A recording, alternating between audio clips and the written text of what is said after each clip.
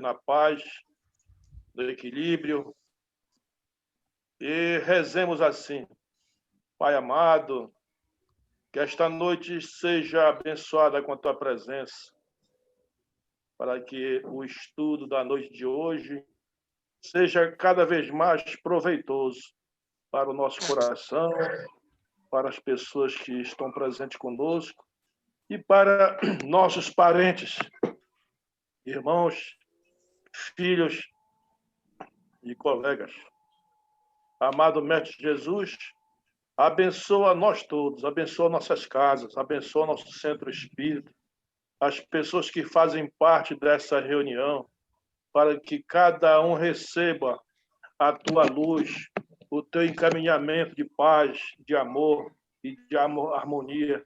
Que essa reunião, Senhor, seja antecipada com a bravura do nosso iniciante, para que ele possa começar dizendo para nós todos do amor imenso que demanda dessa reunião. Que assim seja. Que seja, meu. Reunião encerrada. A prece. Antes de iniciar, eu quero dizer, meu irmão Urbano, uma bela prece, diga-se de passagem. Vamos lá. Vamos iniciar hoje com a questão 708. Pergunta: não há situações em as quais os meios de subsistência, de maneira alguma, dependem da vontade do homem, sendo-lhe a privação do de que mais imperiosamente necessita uma consequência da força mesma das coisas? Resposta: é isso uma prova, muitas vezes cruel, que lhe compete sofrer e a qual sabia ele de antemão que deveria estar exposto.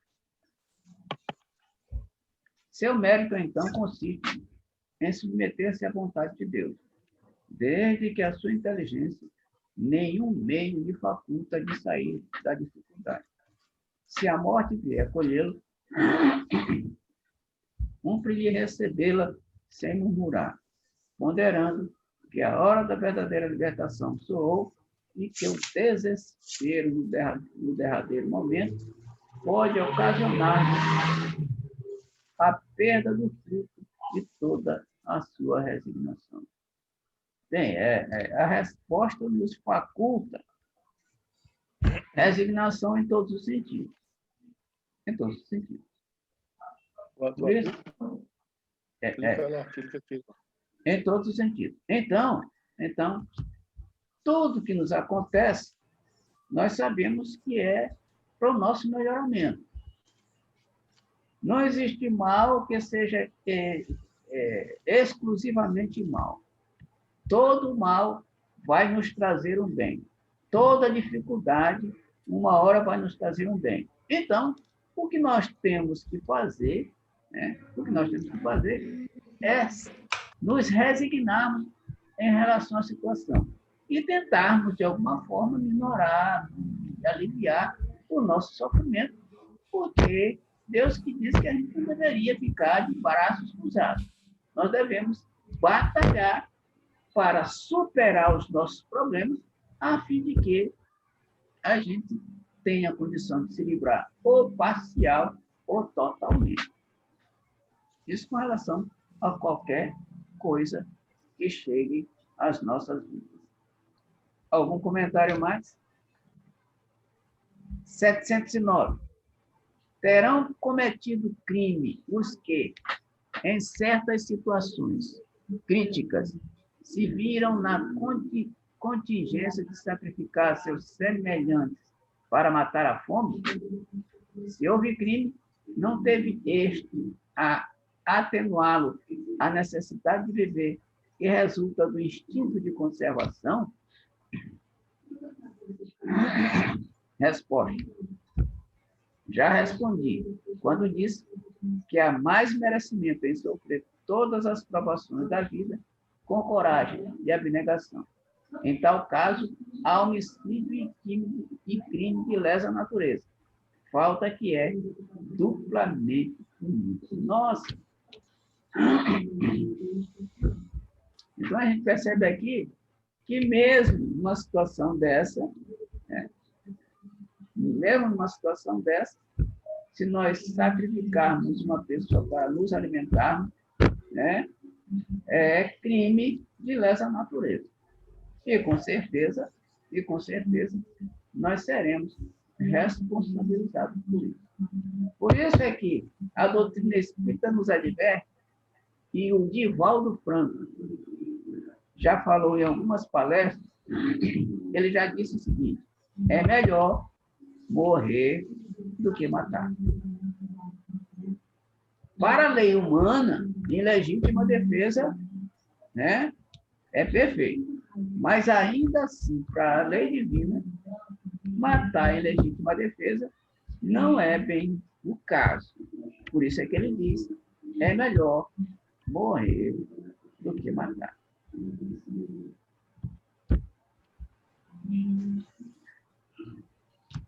Algum comentário? Não, apenas eu me lembrei aqui de um filme, Rubens, que eu assisti há muitos anos, Sobrevivente nos Andes, que conta o relato de uma tragédia com um avião. Sim. Muitos faleceram, mas ali foi diferente, porque chegaram a consumir realmente carne humana, mas, em contrapartida, era daqueles irmãos que já haviam falecido por conta da queda da aeronave. Né? Não chegaram a sacrificar os sobreviventes para esse fim.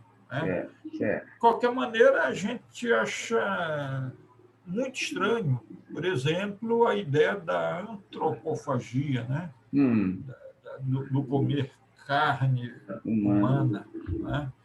Entretanto, há criaturas que, até mesmo nos meios considerados civilizados, se entregam a essa prática. Né? E aí eu penso que há sempre realmente um crime de lesa natureza. Se alguém é privado da sua própria existência para servir de repasto a outrem. E tu falaste desse filme, eu me lembrei de um escritor, Edgar Allan Poe. É um escritor de contos de terror. Eu sei do meu. Que ele escreveu um livro que 50 anos depois aconteceu um caso verídico semelhante a que o cara escreveu no livro. Semelhante. Um caso em que o pessoal estava numa embarcação, aí ficaram à deriva, sem alimento durante 2 semanas, e aí, entre os tripulantes, fizeram um sorteio para saber quem seria sacrificado para alimentar o restante. Olha que coisa mais interessante. E o camarada escreveu o livro 50 anos antes, parecendo uma espécie de previsão. Uma espécie de previsão. Mais alguém? Quer comentar? Muito bem. Então, vamos lá. 710. Nos mundos e mais apurada organização, têm os seres vivos necessidade de alimentar-se? Resposta: tem, mas seus alimentos estão em relação com a sua natureza. Tais alimentos não seriam bastante substanciosos para os vossos estômagos grosseiros, assim como os destes não poderiam digerir os vossos alimentos. Vira e mexe, a gente se lembra de uma obra monumental chamada Nosso Lar. E Nosso Lar nos fala, se não me engano, no capítulo 20 do livro da obra, ele fala sobre o alimento das almas. O amor é o alimento das almas. Então, o alimento, quando o espírito está bastante evoluído, está evoluído o suficiente, ele não precisa de mais nada. Ele se alimenta do amor que ele nutre pelas outras pessoas, pelas outras entidades que estão à sua volta e, consequentemente, por todo o resto da humanidade. Então, dependendo da nossa evolução, a nossa alimentação pode variar de substanciosidade. Quanto mais materiais nós somos, mais material vai ter que ser a nossa alimentação. E por isso, se nós estamos no corpo material, o nosso alimento é esse, que a gente está acostumado diariamente. Aliás, 3, 4, 5 vezes nós nos alimentamos por dia, né? E no mínimo 3. E a alimentação nossa, no plano material, é realmente grosseira, pesada. Quando a gente sai do plano material para o plano espiritual, a alimentação, logicamente, vai mudar de substanciosidade, de circunstância. Então, é isso o que está nos dizendo a resposta à questão 710. Mais algum comentário? Sim. Rubinho, Alô, Diga, pode falar. eu não lembro qual a literatura, mas isso que tu falaste, eu só vou exemplificar, porque é isso daí. Depende da grosseria do perispírito da gente aqui, né? Nós encarnados. Isso. Temos um perispírito para lá de pesado. Sim. Então, assim, uma eu que desencarne, eu vou dar biloura na hora, fraqueza. Então, eles servem no plano espiritual. Nesses casos, eles citam em literatura caldos, eles chamam de caldo. Deve ser uma alimentação líquida, condizente com o estado evolutivo da criatura, que está lá se exaurindo de fome. Então, assim, aqueles que têm muita preocupação ao morrer com comida, fiquem sabendo que serão servidos no pós-mortem de alguma coisa líquida que vai ser substanciosa para a necessidade de cada um. Não se aflijam, lá também tem. Agora, à medida que é aquilo que Rubinho disse, à medida que nós vamos melhorando espiritualmente, nós vamos tendo menos necessidade dessa ingesta. É isso daí. É isso que a Bernadette falou, e somando com o que o Rubinho disse, né, que a alimentação primeira no mundo espiritual é o amor, né? Ele falou tudo, meu querido. Muito bem. É isso. Então, Nosso Lar é um livro que fala também a respeito desse tipo de alimentação, a variação de alimentação, de acordo com a evolução de cada um de nós. Outro assunto, gozo dos bens terrenos, questão 711. O uso dos bens da terra é um direito de todos os homens?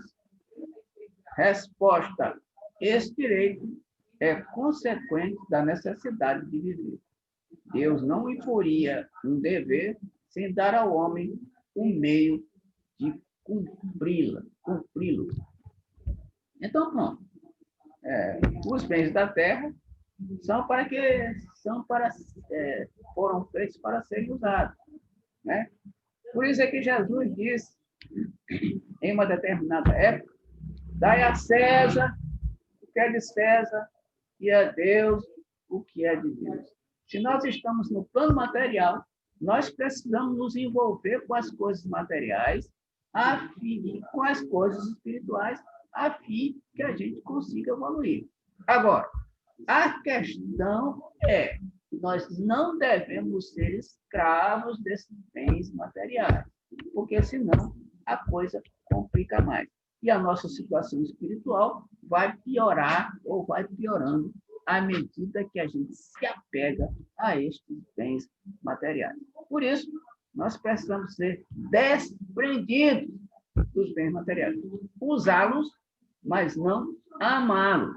Porque no nosso planeta Terra, em pleno século XXI, a gente encontra situações em que tem gente que ama as coisas e usa as pessoas. E aí a coisa começa a complicar. Por isso, o ensinamento da doutrina espírita farto, por exemplo, nessas situações e em outros assuntos, nos mostra que nós devemos ser desprendidos o máximo possível das coisas materiais, apesar de termos que usá-las. Alguém mais? 712. Com que fim, pôs Deus atrativos no gozo dos bens materiais? Resposta: para instigar o homem ao cumprimento da sua missão e para experimentá-lo por meio da tentação. Olha só que coisa interessante. Eu vou botar bem aqui. Experimentá-lo por meio da tentação. Olha só. Os bens materiais são uma tentação, meus amigos, para que a gente se apegue a ele. Como? Num tempo desse, eu estava fazendo uma palestra no Centro Espírita, no Quatraque. Depois que eu terminei, uma amiga me chamou, uma amiga muito querida, espírita, hoje espírita, me chamou e disse assim: Rubinho, eu tenho 40 pares, já contei isso para vocês, vou repetir. Eu tenho 40 pares de sapato só para olhar, né? Só para olhar, só para admirar. Não uso e tal, e também não dá. Ou seja, são tipos de apego às coisas materiais que só vão nos prejudicar no nosso dia a dia espiritual. Mais algum comentário? Adiante. Então, Diga. Eu queria fazer um comentário. Diga. Na verdade, esse tópico ele é muito abrangente, né? Isso.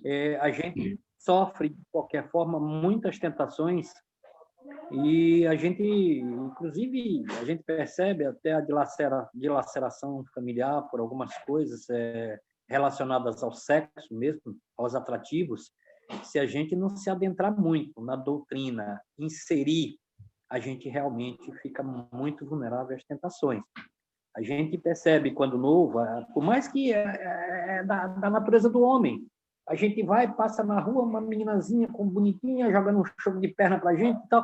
Se a pessoa não tiver equilíbrio, a gente acaba caindo e comprometendo todo o compromisso familiar que a gente tem. Então, todos nós, homens, acredito que a grande maioria já foi tentado, e eu confesso a vocês, a minha mulher sabe também disso, fraquejei em alguns casos, e hoje eu aprendi, talvez enquanto casais também, que participou muito, a realmente resistir, mas não é fácil, não. É uma tentação muito grande. Um prato de comida, embora saciado, desejo comer para saturar aquela barriga até não puder mais colocar um alimento no seu estômago e além da sua real necessidade.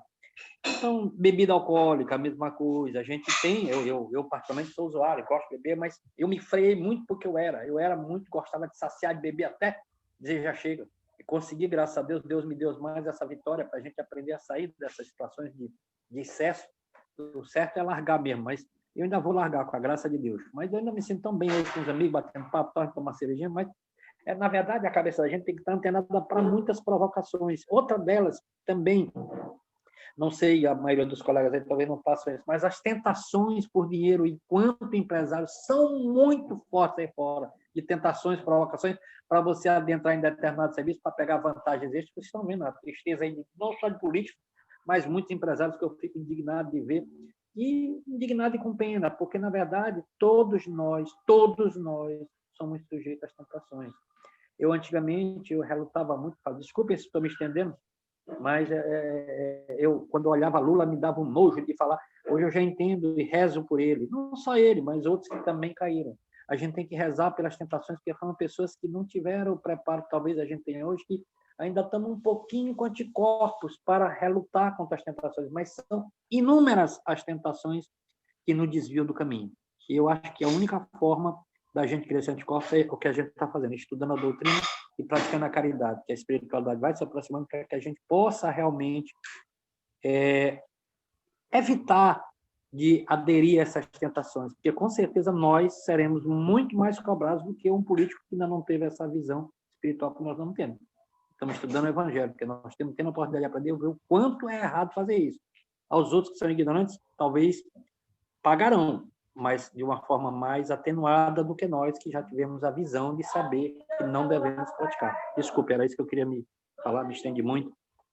Não, meu irmão, não tem que pedir desculpa, não. Nós estamos estudando aqui. E aí, o nosso sentimento, o nosso pensamento, o nosso raciocínio, a gente tem que colocar aqui como forma de estudo e reflexão para todos nós. Mais alguém? Bom, então, continuando. 712A. A pergunta é quente. Qual o objetivo desta tentação? Olha lá, Alberto. Desenvolver a razão que deve preservá-lo dos excessos. Ou seja, é um teste. Toda tentação na nossa vida é um teste para saber se a gente está apto realmente a galgar algo mais elevado. Ou seja, a nossa vida é o teste constante, não só de tentações, mas de outras situações, né? Com família, no emprego, na rua, em qualquer lugar que a gente se encontre, sempre haverão os testes para que a gente possa, para que a gente tenha condição de saber se a gente tem condição de resistir. A palavra mais certa é essa. Para que a gente tenha condições de saber se a gente consegue resistir a determinadas tentações. Por isso é que na prece dominical, que Jesus nos ensinou, ele diz assim: não nos deixeis cair em tentação, mas livrai-nos do mal. A pergunta é: qual tentação ele está falando? Ele não está dizendo qual é a tentação. Isso quer dizer que é qualquer uma. Tanto através do sexo, através do dinheiro, através de pensamentos, através de falar mal da vida alheia, etc, etc, etc.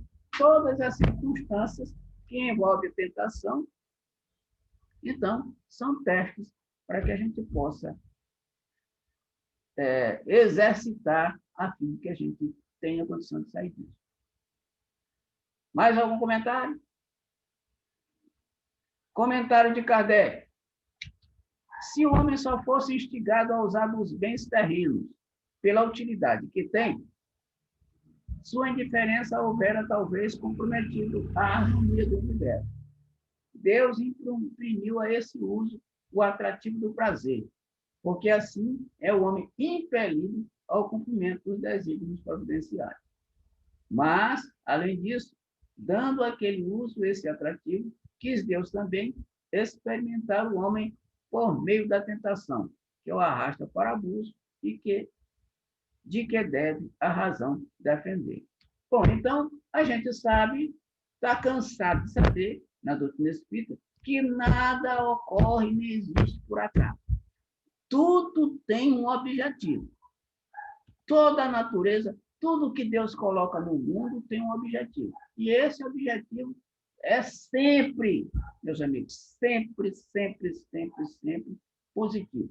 Apesar de algumas vezes, aparentemente nos dá a entender de que é algo negativo, mas esse algo negativo é apenas uma oportunidade para que a gente possa para que a gente possa desviar do caminho errado e não faça mais determinadas coisas e não entre em determinadas situações que vão nos comprometer cada vez mais. Por isso, tudo que a gente pode ver na natureza tem um propósito positivo, tanto para a natureza em si, quanto para nós, pessoas humanas. Por isso, graças a Deus, tudo que está aí é algo primordial para as nossas vidas. Alguém mais quer comentar? Questão 713.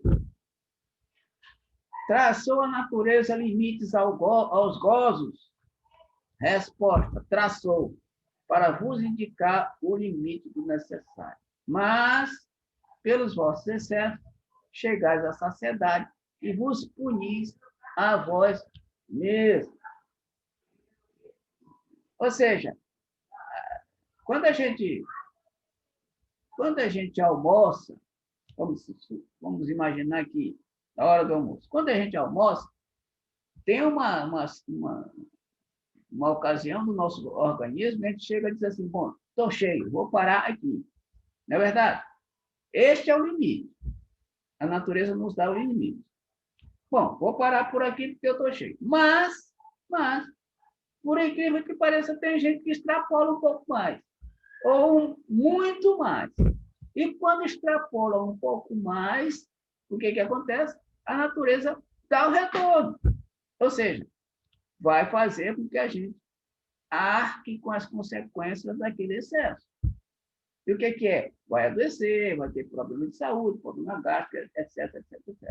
Então, a natureza traça os limites. Agora, a gente algumas vezes extrapola, ultrapassa esses limites. Bom, aí eu me lembrei do caso da cantora norte-americana, né? Que tinha, aliás, não tem, 10 mil pares de sapato. E ela teve que alugar ou construir um galpão para colocar esses sapatos lá. Imagine vocês.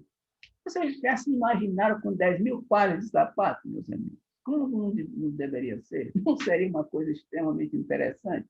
Mas é excesso. Ela vai conseguir usar esses sapatos? Todos? Será? Possivelmente não. Com certeza não. Então, a gente extrapola. Eu já perguntei aqui no grupo, quantas televisões a gente tem em casa? Tem gente que tem 2, tem gente que tem 3, tem gente que tem 4, tem gente que tem 5.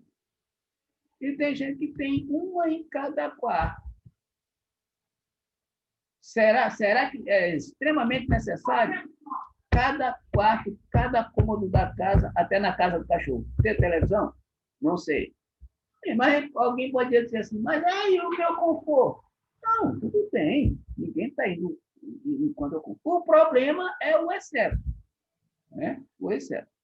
E aí fica cada um, né, com a sua própria consciência para saber se extrapolou ou não. 10 mil pares de sapato, com certeza, é um excesso. Né? E aí, o que a gente também faz nas nossas vidas, algumas vezes, com certeza, nós excedemos em muitas coisas. E em muitas coisas. Por isso fica aqui o aviso, né, das entidades espirituais, dos espíritos, com relação ao limite do necessário de qualquer ordem. Mais algum comentário? 714. Você pode... Diga. Alguém falou? Não, pode continuar. Ah, tá. Continua, que já tinha iniciado aí. Não, pode falar, meu irmão. Aqui não tem problema. Eu já ia... Você quer falar, pode falar. Não? Então tá bom, vamos lá. Questão 714. O que se deve pensar do homem que procura nos excessos de todo gênero o requinte dos gozos? Pobre criatura, resposta. Mais digna de lástima que de inveja, pois bem perto está da morte. Aqueles que excedem, que se excedem o tempo todo, vivem na casa dos excessos, no palacete dos excessos, no castelo dos excessos. É uma pobre criatura. E por isso a gente deve, né, estar alerta, atento, a fim de que a gente não entre nesse caminho. Porque o excesso de qualquer sorte, não é bom para nós, nem materialmente falando e nem espiritualmente falando. Porque senão as consequências com relação a estes excessos serão, com certeza, gravíssimas. Gravíssimas. Mais alguém? 714A. Perto da morte física ou da morte moral? Resposta: de ambas. Ou seja, a gente está tanto da morte física quanto da morte moral. Aí fica complicada a situação. Esse excesso constante das nossas vidas vai nos fazer essa morte, tanto moral quanto física. Comentário de Kardec. O homem que procura nos excessos de todo gênero o requinte do gozo, coloca-se abaixo do bruto, pois que este sabe deter-se, quando satisfeita a sua necessidade. Abdica da razão que Deus lhe deu por dia, e quanto maiores forem seus excessos, tanto maior preponderância confere ele à sua natureza animal sobre a sua natureza espiritual. As doenças, as enfermidades e ainda a morte que resultam do abuso são, ao mesmo tempo, um castigo à transgressão da lei de Deus. A lei divina vai trazer, né, o resgate necessário para estes excessos que a gente praticou. Então, fico alerta para que a gente não abuse ou não use dos excessos. Mais algum comentário?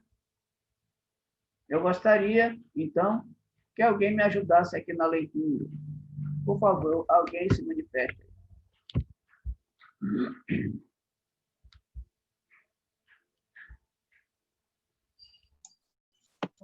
Eu posso ler, é 715? Posso ler. É 715? Então, hein, Rubens? 715, é. Necessário e supérfluo. 715. Como pode o homem conhecer o limite do necessário? Aqui não está aparecendo a resposta. Aqui. Aquele que é ponderado e conhece por intuição, muitos só chegam a conhecê-lo por experiência e à sua própria custa. Eu gostaria que alguém comentasse.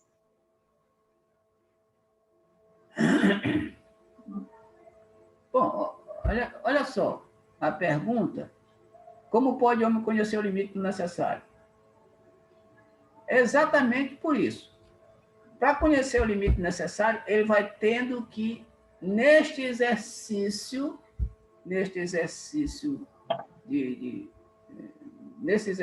do dia a dia, ele vai conhecendo por intuição, né? Por intuição, todas essas coisas. Ou seja, como é que a gente sabe que a gente não chegou ao limite de comer, de alimentar? Porque o organismo diz, ó, chegou o momento. Bom, chegou o momento. Mas existem situações em que não é possível o camarada dizer, não, chegou o momento. Pô, aqui chegou. Por exemplo, outro tipo de tentação, como o Alberto falou ainda agora, dinheiro, sexo, bebida, fumo, etc, etc. Então, existem situações que a gente não sabe ou não tem intuição de que chegou ao limite. Na alimentação, sim. A gente sabe que chegou, mas algumas vezes a gente extrapola. Mas existem outras situações que a gente não sabe o limite. Quando a gente começa a arcar com as consequências deste excesso, aí sim a gente diz, bom, peraí, Rubinho, diga, pode falar. Tem o caso da viciação. Isso. O incauto não enxerga. O incauto não sabe. E ele diz para ele mesmo, não, é só mais esse pouquinho, é só essa vez. E nessa vez ele se vicia. No caso do alcoolismo, o cara já traz um gene do pai dele, sei lá de quem, de tendência ao alcoolismo. Ele tem um gene para. Certo. Então, se ele bebe, provavelmente, repetitivamente, ele vai se tornar um alcoólatra. Certo. Então, você dá para uma criança, eu já estou indo mais longe, bebe aqui um pouquinho, você não sabe quem está ali. Se a criança tem aquele gene do alcoolismo. Se tiver, ele vai molhar a boca e vai amar, e vai repetitivamente beber. Então, o limite é muito perigoso em relação às viciações. A criatura acha que é só um pouquinho, ninguém está vendo, é só essa vez, e por aí vai. Aí fica o repeteco, é sexo, é qualquer coisa. Ele fica repetindo aquelas atitudes e acaba perdendo aquele limite natural que a natureza lhe deu. Eis o perigo da gente não respeitar o limite em qualquer circunstância. A história de é só essa vez, ninguém está vendo. Aí se dana todo. Então, Mais alguém quer comentar? Tem um comentário, pode ser? pode comentar. Eu fiz um curso, uma época, dentro do curso de gestão que eu fiz, o Valdemar de Gregório de Cibernética Social.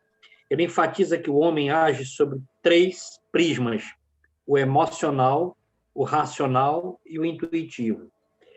Quando há uma preponderância de um para o outro, você gera um certo desequilíbrio. Nem você pode ser muito racional, em detrimento do emocional, porque você torna aquela pessoa seca, sem coração e age. Então, o ideal é que esteja um certo equilíbrio entre os 3. Onde é que eu quero chegar com isso?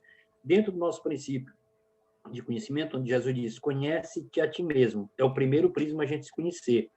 Na verdade, o que a Bernadette falou ainda há pouco, sobre aquela possibilidade que o espírito pode trazer esse gene do alcoolismo ou de outros vícios, e realmente, se ele for tendencioso e não trabalhar o racional para que haja um freio em cima do emocional, da vontade de beber, da vontade de se drogar, ele acaba nunca conseguindo sobre esse vício que, por acaso, ele aderir.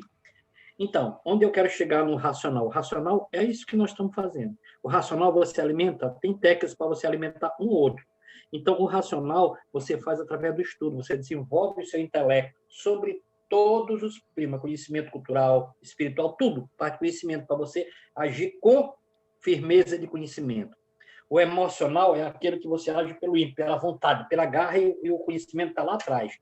E o intuitivo é aquele que você só age por intuição. Quer dizer, se você deixar o intuitivo também preponderar e você, de repente, estiver obsediado por um espírito ruim, você também vai fraquejar, vai cair. Então, a gente tem que ter um equilíbrio muito forte para que a gente haja com equilíbrio nas decisões da vida.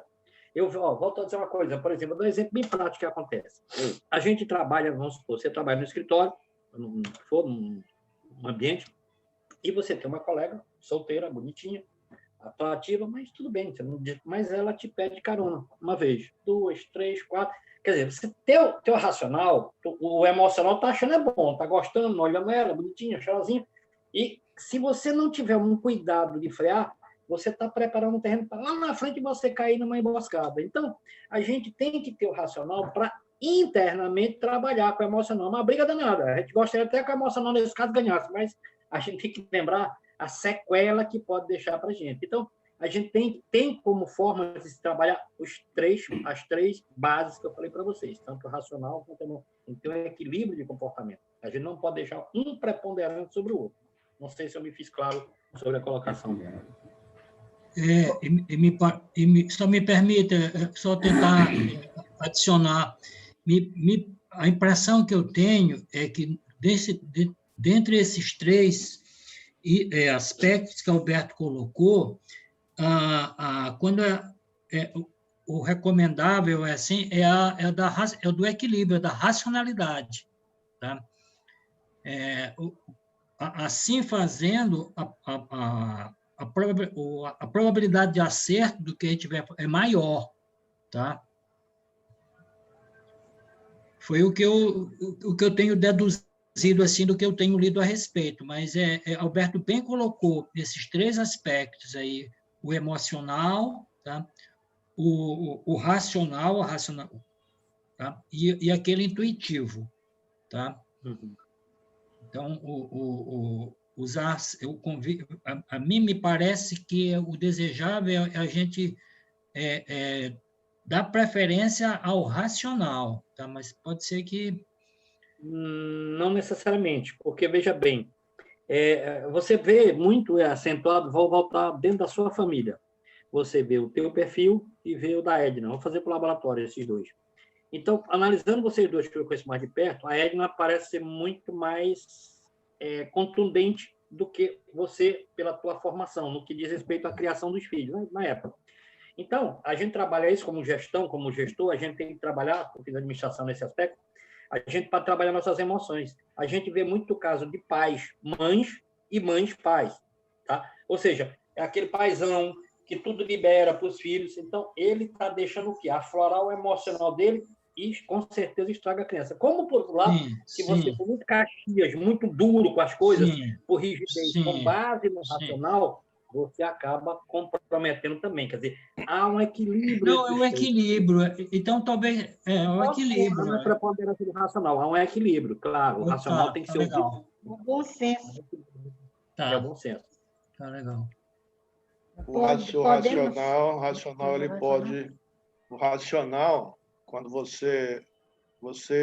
a primeira atitude da pessoa é racionalizar uma ideologia. Vamos dizer que ele busca uma religião para seguir aquela religião que ele acha que é boa para ele. E ele vai como pastor, por exemplo, ele quer seguir a carreira de pastor. E segue racionalmente. Pô, aquilo é bom, eu chego, a igreja está lotada, é muita gente, eu me sinto bem aqui dentro, mas ele começa a estudar, a se envolver, esquecer outras coisas, se dedicar unicamente à igreja. A igreja, empatando o seu tempo todinho, até mesmo na sua residência, onde ele evita filho, evita almoçar na hora certa, evita outros costumes normais para se dedicar somente àquele... Ele passou da racionalidade e começou a ter um comportamento já doente. Uhum. E aí, no momento em que ele não cumpre com os deveres, tá? Aí ele gera problemas para ele, tá? Ele, pelo que eu li até agora, tá? As nossas obrigações maiores, tá? Vêm com os nossos deveres, tá? E sempre, e claro, de acordo com a lei de Deus, né? E quando isso não é feito, aí como consequência, vem o problema. O que eu quero chamar a atenção, Valbinho, aqui, é que aquela colocação que eu vi no início, a gente primeiro tem que se conhecer, tá? A gente tem que conhece-te a ti mesmo para a gente saber nossos limites, onde a gente pode ir, porque há casos em que você, por exemplo, meu irmão, você passa e eu não passo. Porque você tem uma visão diferente da minha, tem uma preparação e está enxergando uma coisa que até então eu posso não estar enxergando e eu lá na frente sucumbir. Então, a gente tem que conhecer nossas limitações para ver até onde a gente pode ir, que isso não pode ter, não existe uma regra geral igual para todas as pessoas, cada um tem que se conhecer. E você, por exemplo, pode tomar um copo, você vê dois, o outro que atender, se você beber um, ele cai no vício de novo, então, quer dizer, cada um tem uma realidade.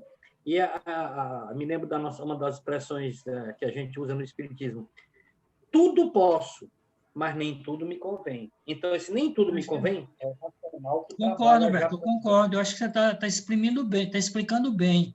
Penso que é por aí. O 716, ou alguém quer fazer mais algum comentário? Eu queria só repetir a questão, doutor, só um instantinho. Ó. Sim. Como pode o homem conhecer o limite do necessário?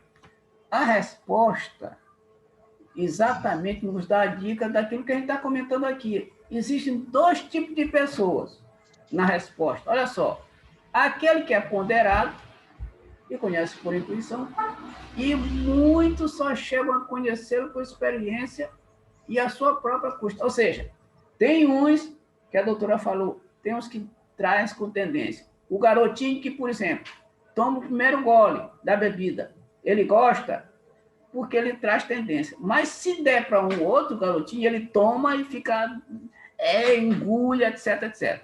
São duas tendências diferentes. Vamos dizer que um é ponderado e outro só depois que o tempo for passando é que ele vai, né? Ele vai conhecer a custa de sua própria experiência. Então, todo mundo vai saber os limites. Qualquer um de nós vai saber os limites. Agora, qual seria a consequência? quem seria ponderado e quem não seria ponderado. Então, isso nos mostra que a tentação está aí para que a gente saiba, para a gente tenha condição de saber se a gente é ponderado ou se a gente ainda não está evoluído. Ou seja, um é evoluído e o outro ainda não é evoluído. Aquele que consegue resistir, a gente poderia dizer que é mais evoluído do que aquele que não consegue resistir. Um é ponderado e o outro, só às suas custas, é que vai realmente receber os ensinamentos. Muito bem sintetizado. 716. Mediante a organização que nos deu, não traçou a natureza o limite de nossas necessidades? Resposta: sem dúvida. Mas o homem é insaciável. Por meio da organização que ele deu, a natureza lhe traçou o limite das necessidades. Porém, os vícios, olha aqui agora os vícios, lhe alteraram a constituição e lhe criaram necessidades que não são reais. Quer dizer, aqui eu vou me permitir um comentário rápido. Na visão do viciado, aquilo é uma necessidade, ele precisa de mais uma dose, ele precisa de mais um gole da droga, ele é insaciável. O sexólatra também, ele tem uma aventura hoje, ele quer outra de noite, de madrugada, amanhã, depois de amanhã. Porque na visão dele, ele sempre tem necessidade de um aporte maior daquela coisa que ele acha que ele precisa. Mas Deus nos deu o limite direitinho. A gente se vicia porque a gente quer. O comentário está aberto. Então, olha, só voltando ao assunto daquela cantora norte-americana, 10 mil para de sapato. Essa não tem limite. Vocês imaginam que ela vai parar nos 10 mil? Duvido. Porque ela vai continuar comprando. Está viciada, né, doutora? Ela vai continuar comprando. Vai chegar a 50 mil. Ou mais, sei lá. Porque não tem limite. Pode falar, meu irmão. Diga. O viciado, ele tem uma visão restrita, né? Ele estabelece uma dependência, ele fica dependente, ele vive em função daquilo. Isso. Né? Em função daquilo, viciado. Zito, SR, Zito.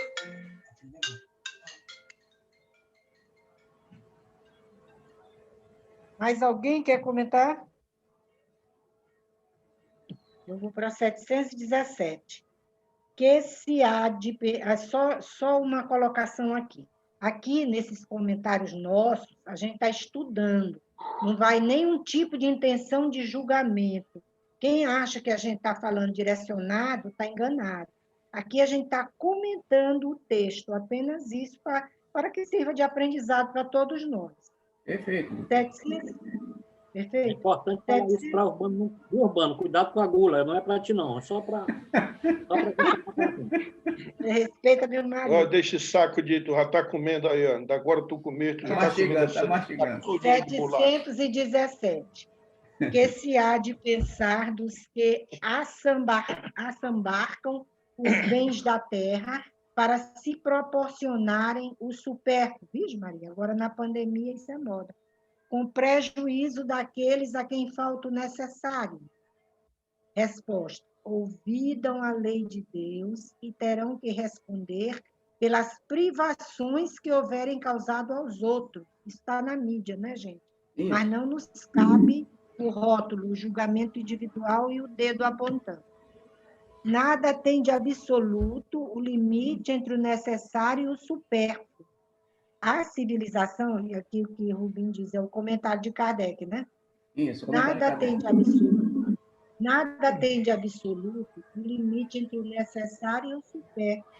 A civilização criou necessidades que o selvagem desconhece, e os espíritos que editaram os preceitos acima não pretendem que o homem civilizado deva viver como selvagem.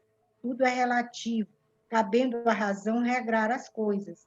A civilização desenvolve o senso moral e, ao mesmo tempo, o sentimento de caridade que leva os homens a se prestarem mútuo apoio. Os que vivem à custa das privações dos outros exploram em seu proveito os benefícios da civilização. Desta tem apenas o verniz, como muitos há que da religião só tem a máscara. Comentário. Tá danado. Vocês já pensaram que nós ouvimos muito comentários com relação ao coronavírus que foi criado na China, não é? No laboratório da China. Há muitos países falando que sim, outros não, outros levam em dúvida, né? A China não concorda. Mas tudo bem, aí tudo bem, mas veja bem, por que eles vão mandar essas sementes para a casa das pessoas? Em diversos estados brasileiros pessoas têm recebido um saco de sementes. E já foi comprovado agora no laboratório que essas sementes causam fungo, etc, etc. Quer dizer, é uma maldade para o nosso poderio econômico na questão das plantações, né? Pode prejudicar nossas plantações. Ninguém vai mandar uma coisa dessa sem primeiro nós temos que olhar. Por que você manda para... Como é que você vai receber isso? Se eu mando alguma coisa para você, semente para você plantar, e você recebe aquilo ali, rapaz, e agora? É duvidoso. Agora, a gente não deve generalizar, porque, veja bem, pode ter uma pessoa ou algumas pessoas, tá? Mas assegurar que foi os chineses, por exemplo, né? A gente corre um risco de estar cometendo aí uma injustiça, né? Quem está recebendo essas sementes estão dizendo que estão recebendo da China. Estão dizendo. Então, se vem da China... Eu vejo assim, Urbano, aproveitando o teu exemplo, eu vejo assim, como mais agravante o caso na pandemia desses, eu diria, políticos, prefeitos, administradores, que eventualmente desviaram os recursos da pandemia, que era para as comunidades carentes, para o trabalho, e eles desviaram para interesse próprio. Quer dizer, eles vão responder na espiritualidade não só pelo desvio de recursos, mas pelas sequelas pelas pessoas ficaram desassistidas por falta do recurso.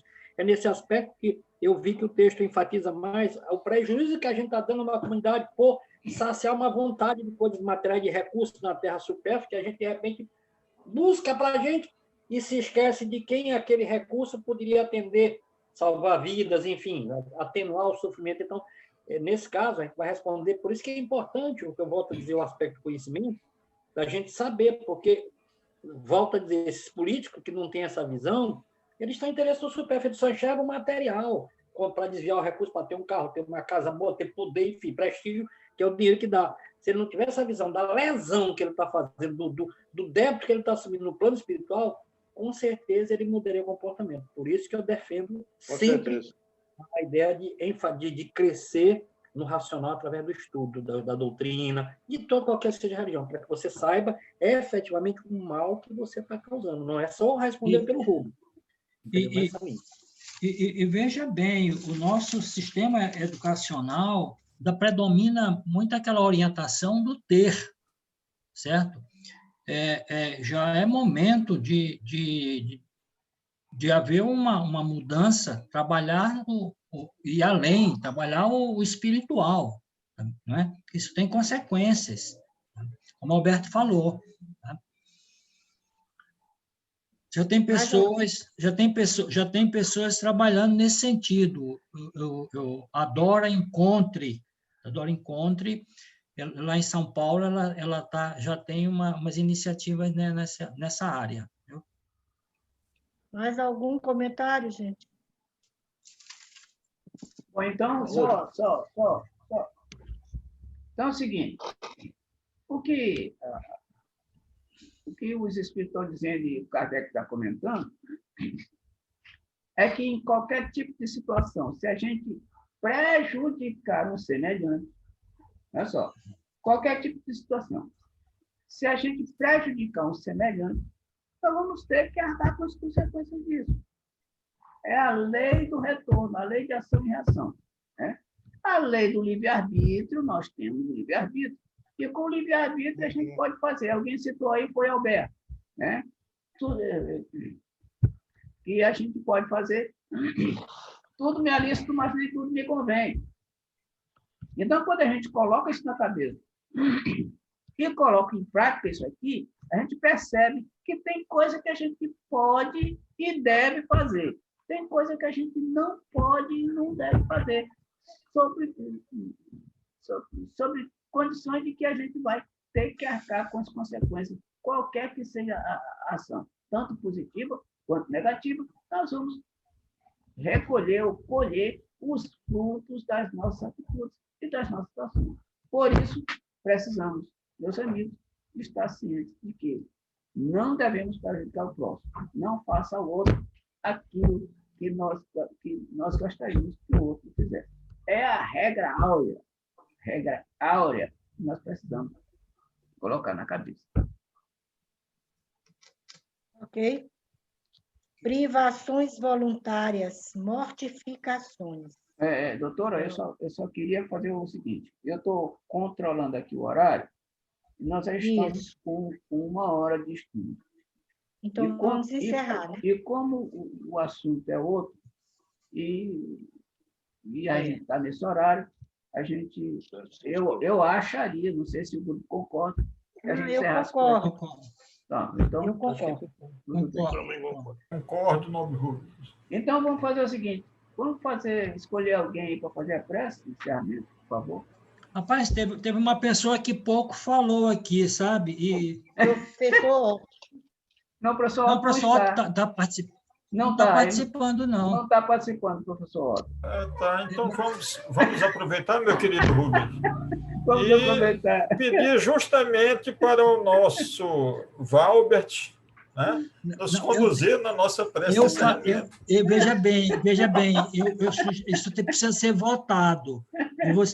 A propósito, Edilson, tu pouco falaste. Mas é justamente porque eu tinha que me defender. Como eu fui citado e intuitivamente sabia que era eu, já sugeri ao querido amigo.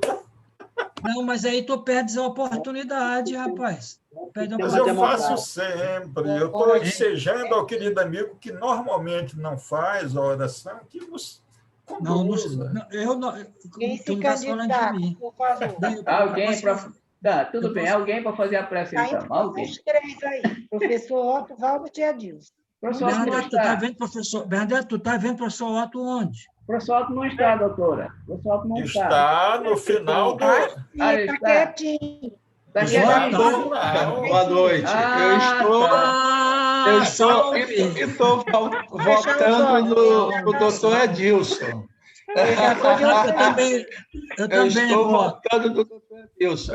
Vamos fazer uma eleição, então. Eu entrei atrasado com problemas técnicos e eu fiquei um período... no complô, viu? Mas eu voto no meu grande líder. Mas está certo. Então, que seja assim, né? Já que a maioria... Já que é para o bem de todos, felicidade geral da nação. O grande líder vai fazer a prece, então. Pronto. Tá certo. E não então cabe recurso. Não cabe recurso, viu? Ok, tá. Então vamos mentalizar o Mestre Jesus, agradecer ao bondoso Deus o aprendizado da noite. Oremos na intimidade do nosso coração. Deus, Pai de infinito amor e misericórdia, Jesus, Mestre amado e querido, anjos, guardiães, espíritos, amigos e protetores, Mãe Maria Santíssima. Nesse momento, Senhor, elevamos o nosso pensamento até vós para agradecermos a oportunidade que nos concedeste de juntos estarmos, mais uma vez, irmanados nesse ágape de confraternização, de aprendizado. Senhor Deus, nós agradecemos pelos ensinos trazidos, pelas conclusões, pelas opiniões edificantes que nos orientam o caminho certo para seguir, longe dos excessos, em busca do equilíbrio necessário. Senhor, nós nos rogamos por aqueles que mais sofrem e mais padecem, especialmente neste momento os que se encontram afetados pela pandemia e também pelas enfermidades das mais diversas etiologias. Que esses irmãos sejam assistidos, sejam amparados, sejam iluminados pela tua misericórdia e pelo teu imenso e magnânimo amor que ampara, que conforta e consola. Senhor Deus, que todos nós tenhamos uma boa noite de sono tranquilo e reparador, de maneira a nos preparar um belo dia em continuação na quinta-feira e nos tornar aptos para continuarmos esta semana e vermos já com uma certa sofreguidão, com um certo desejo de reencontro, o sábado, para mais uma vez nos deliciarmos com os teus divinos ensinamentos. E assim, Deus amado, Jesus, Mestre querido, irmãos da espiritualidade esclarecedora, nesse estado de alma, nós os pedimos permissão para darmos por encerrado esta reunião de estudos que transcorreu de forma absolutamente maravilhosa e exemplar na noite de hoje, e suplicando, Senhor, que o anjo bendito de tua paz esteja em nossos corações, nos ampare e nos conforte, nos console e proteja hoje, Senhor, agora e sempre, Pai amado. Que assim seja, Senhor. Assim seja. Boa noite, meus amigos. Um abraço a todos. Meus queridos, uma boa noite. Até o sábado. Sábado é quem, Rubim? Quem é o palestrante de sábado? É Ilza, parece. Ilza. Ilza. É aquela que fez a última vez aí. Eu não vi. Aquela Eu vou senhora. ver. Dona Yeldimar, não, Rubem? Parece que é isso mesmo. É isso mesmo. Ah. É isso mesmo. Isso é Edilson. Diga, meu querido.